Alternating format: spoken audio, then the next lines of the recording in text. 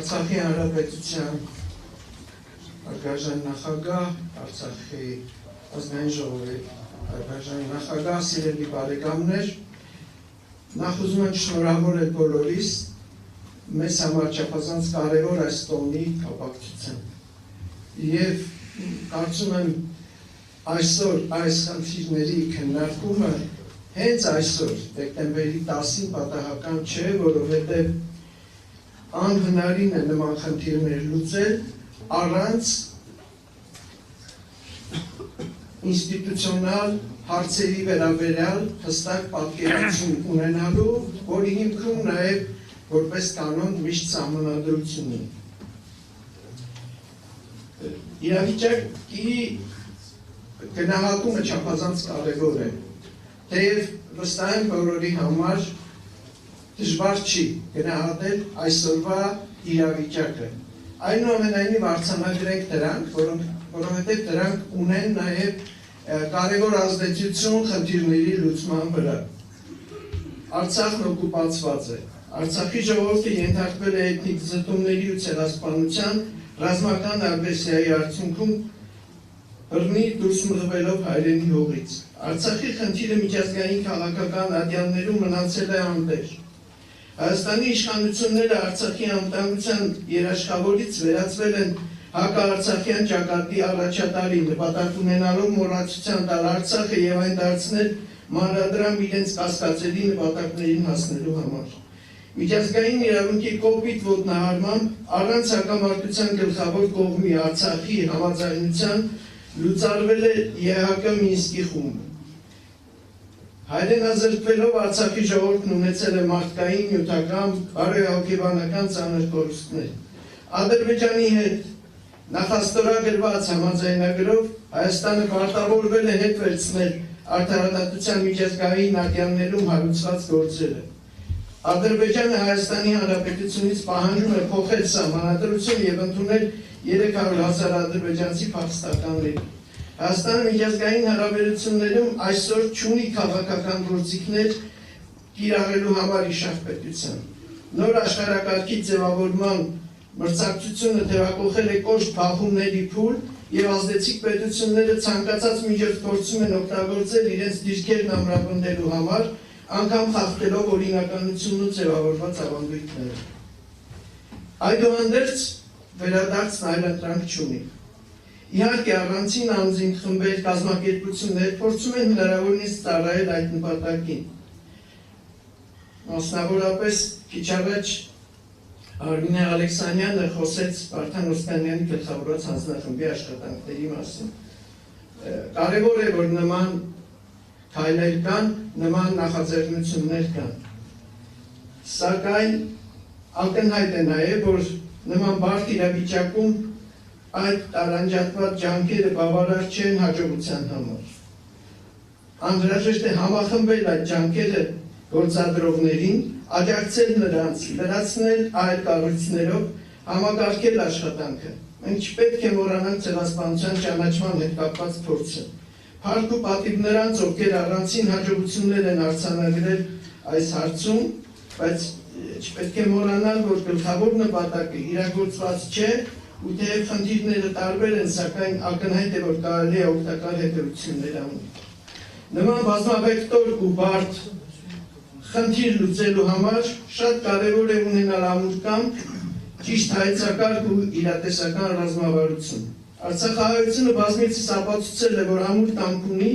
եւ ստեղծված իրավիճակում պետք է դառնա իր դատի տերն ու առաջամարտիկը, իհարկե Հայաստանի ժողովրդի ու սփյուռքի ամուր աջակցությամբ։ Սակայն կարևոր է հստակեցնել հակամարտության կարգավորման նոր փուլի հայեցակարգը։ Ինչպես հակամարտությունների կարգավորման գործընթացներում, այս դեպքում ևս մի շարք բաղադրիչների կողքին հատկապես կարևորվում են քաղաքականն ու իրավականը։ Քաղաքական բաղադրիչի առանցքային գաղափարը Ղարաբաղյան հակամարտության կարգավորված չլինելն է։ Հետևաբար ջանքերը պետք է ուղղվեն Ադրբեջանի կողմից ռազմական ագրեսիայի, ռազմական ու մարդկության դեմ ուղղված հանցագործությունների կատարման հաստատմանը համապատասխան միջազգային ատյաններում։ Սրան զուգահեռ կարևոր է արցախցի փախստականների անվտանգ վերադարձի ու հայրենի տարածքներում անվտանգ կենսագործունեության պայմանների ապահովումը, միջազգային մանդատ ու համապատասխան լիազորություններ ունեցող խաղաղապահների տեղակայման Արցախում եւ ժամանակավոր արտաքին կառավարման հաստատման։ Չափազանց կարևոր է, որ շարունակաբար արձանագրվի, որ փախստականների խնդիրն առաջացել է խաղաղ պայմաններում Արցախի ժողովրդի ինքնորոշման իրավունքի իրացման ընթացքում ԵԱՀԿ հովանու ներքո բանակցությունների գործընթացի խափանման միջոցով։ Վերջին շրջանում նկատելի է, որ որոշ օտարերկրյա խորհրդարանական խմբեր կամա թե ակամա փորձում են խնդիրը ներկայացնել մարդու իրավունքների խախտումների տեսակետից։ Ակնհայտորեն դա տանում է խնդրի աղճատման ու խափանման։ Մի քանի օտարերկրյա խմբերի կողմից աջակցության արձանագրումը խնդիրը որպես մարդու իրավունքների խախտում ձևակերպելու գնով վտանգում է գործընթացի բնույթը եւ նպատակին հասնելը։ Խախտված է Արցախի ժողովրդի ինքնորոշման իրավունքը։ Սա պիտի լինի մեր բոլոր գործողությունների հիմքը եւ մեր բոլոր դիրքորոշումների հիմքը։ Հետևաբար վերադարձը չպետք է լինի ինքնանպատակ, այլ պետք է դառնա առաջին քայլը խախտված ինքնորոշման իրավունքի վերականգնման եւ իրացման համար։ Առանցքային նշանակություն ունի այն հանգամանքը, որ բանակցային գործընթացը ավելի քան 2 տասնամյակ վարել են ՄԱԿ-ի անվտանգության խորհրդի 3 մշտական անդամների երկրների ներկայացուցիչները որպես համանախագահներ։ Համանախագահ երկրները որպես անվտանգության խորհրդի 5 մշտական անդամներից 3-ը պատասխանատվություն են կրում ՄԱԿ-ի կանոնադրության միջազգային իրավունքի այլ հիմնարար փաստաթղթերի կոպիտ ոտնահարումների համար եւ պարտավոր են արձագանքել դրանց։ Նրանք բազմաթիվ փաստաթղթեր են ընդունել, որոնցով 2007 թվականից մինչև 2021 թվականը փաստել են, որ Լեռնային Ղարաբաղի հակամարտությունը ինքնորոշման հակամարտություն է, որը պետք է լուծվի ինքնորոշման իրավունքի հիման վրա։ Այս ամենը բազմիցս հաստատել են ՄԱԿ-ի, Եվրամիության, Եվրոպայի խորհրդի պատասխանատուները։ Ռազմական ու մարդկության դեմ կատարված հանցագործությունների մասին արձանագրումներ են ունեցել տարբեր միջազգային կազմակերպություններ ու մասնագիտական միջազգային միավորումներ։ Տարբեր խմբեր ու անհատներ զբաղվել են Ադրբեջանի հանցագործությունների վերաբերյալ փաստահավաք գործունեությամբ։ Բացառիկ նշանակություն ունի այդ աշխատանքների համակարգումը, փաստական նյութի վերլուծությունն ու դասակարգումը, արխիվացումը համապատասխան միջազգային հաստատություններ ներկայացնելու համար։ Միջազգային իրավունքի հիման վրա վերադարձի իրավունքի իրացումը նույնպես իրավաքաղաքական հայեցակարգի կարևոր հատվածներից մեկն է։ Խնդրի առկայությունն ու լուծման անհրաժեշտությունը փաստել են Եվրոպական խորհրդարանի բանաձևերը, Արդարադատության միջազգային դատարանի 2023 թվականի նոյեմբերի որոշումը, որով Ադրբեջանին պարտավորեցվում էր ապահովել բոլոր արցախահայերի անվտանգ, անարգել եւ արագ վերադարձը։ Այս ձևակերպումները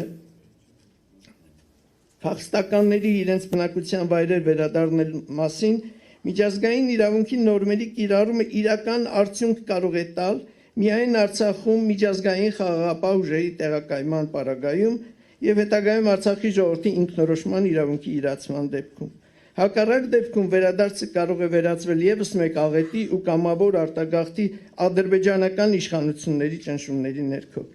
Վերադարձի խնդրի հետ անմիջականորեն կապված է Արցախի ռազմական ու քաղաքական ղեկավարության Բաքվում պահվող հատվածի վերադարձի խնդիրը, որը նույնպես արծարծվում է նշված փաստաթղթերում։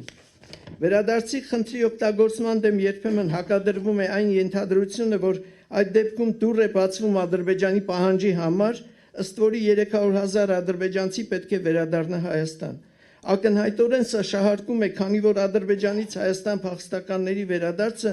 համադրելի է ոչ թե արցախահայերի վերադարձի հետ, այլ հակամարտության սկզբում 80-ականների վերջին ու 90-ականների սկզբին Ադրբեջանից հայ փախստականների դեպքի հետ, որոնց թիվը զգալիորեն գերազանցում էր ադրբեջանցի փախստականների թիվը։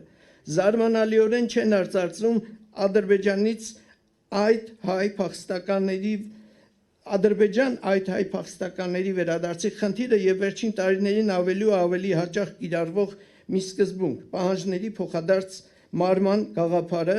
որոնց արձարծման դեպքում կմարի է Ադրբեջանի ոգևորությունը փախստականների վերադարձի խնդրով։ Կարևոր է նաև նյութական ու ոչ նյութական մշակութային արժեքների ոչնչացման համար Ադրբեջանի պատասխանատվության խնդիրը,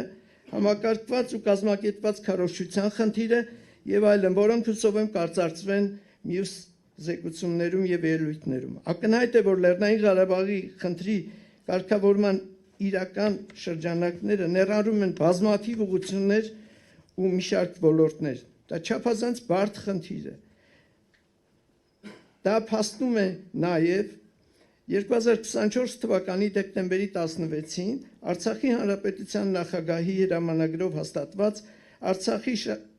Հանրապետության պետական ինստիտուտների պահպանման ու գործունեության շարունակականության ապահովման ռազմավարությունը։ Այն ոչ միայն պետք է իրագործվի որպես իրավական ուժ ունեցող փաստաթուղթ,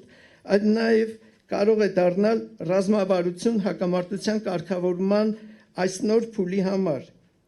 Իսկ դրանում նկարագրված ոլորտային ծրագրերը մշակվելու եւ կիրառվելու դեպքում վերադարձի ծրագրային հենք։ Այս ամենը իրականացնելն ու անիվը հետ շրջելը անգամ այստեղ նստածների մի մասին կարող են անիրական թվալ։ Իհարկե կարելի է թվարկել մի շարք լուրջ անբարենպաստ գործոններ, բայց հիշեցնեմ մի քանի բան։ Երբ այս ամռանը Միացյալ Նահանգների նախագահ Թրամփը հայտարարում էր այն մասին, որ պետք է Գազայի 2 միլիոն պաղեստինցիներին տեղափոխել այլ երկրներ ու երկարամյա այդ հակամարտությունը կլուծվի, ոչ ոք չէր մտածում, որ ընդամենը 1-2 ամիս անց նա կհրաժարվի այդ անհեթեթ մտքից ու կառաջարկի անհամեմատ ավելի ողջամիտ պլան։ Անցած դարի 90-ականների սկզբին ամեն ինչ թվում էր, թե մեր դեմ է ու շատ քչերն էին հավատում հաջողությանը, բայց արցախցին հավատում էր ու գործում էր եւ հաջողությունները եկան։ Մենք այս աղետը ստացանք, որովհետեւ կորցրեցինք ճանապարհը, հավատն ու հիշողությունը։ Այնպես որ մնում է լծվել այդ շատ բարդ, տևական, սակայն այլընտրանք չունեցող գործին։ Ժամանակն է ուշքի գալ եւ ծանր ցնցումներից ու կատարել Արցախի նկատմամբ մեր պարտքը։